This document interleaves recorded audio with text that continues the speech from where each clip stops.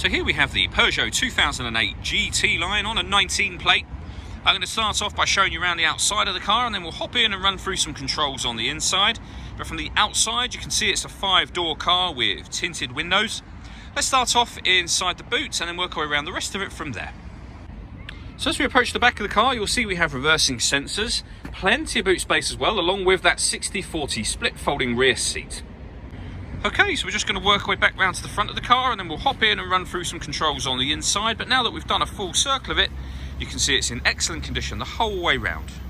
Just briefly before we climb in, I think it's what we're seeing the interior from this exterior point of view. There's plenty to run through on the dashboard, so let's hop in and we'll do that right now.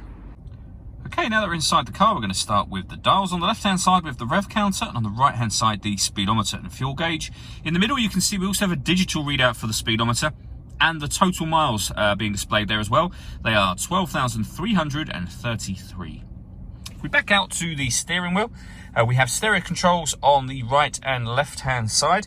Behind the steering wheel just here, we have cruise control and speed limiter as well. And then over in the center, we have the touchscreen for the car. So firstly, you can see that we have satellite navigation. There's a full video showing how this system works.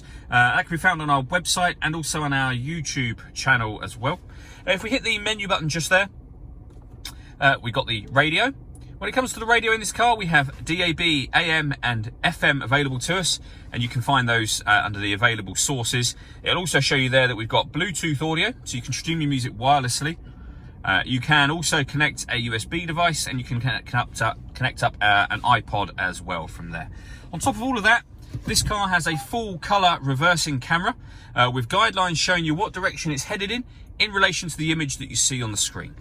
Working our way down, we have dual zone climate control, so you can adjust the passenger and driver temperatures, the fan speed up, and of course down from here. You can determine where you'd like the air to be distributed, and when you're happy with all of those settings, that button turns the air conditioning on. So it's on at the moment, off, or back on again, or you can hit auto, and the car will now maintain those temperatures by taking control of the fan speed and the direction of the airflow for you. To override that, just readjust the fans at any point in time to whatever level you want them on, and then re-divert the air in whatever direction you would like that to be going in.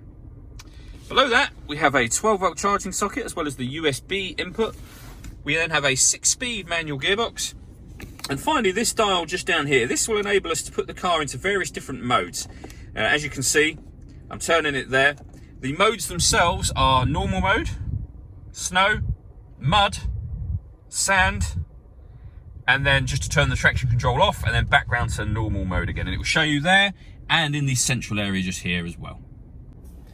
The last thing I wanted to talk about is the panoramic glass roof for this car. So there's a button that can be found that will adjust all of this, and that button is down by the gear lever.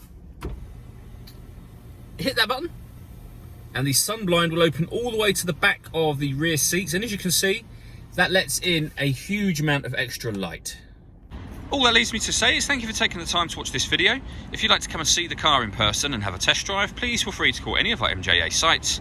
We'd love to hear from you soon.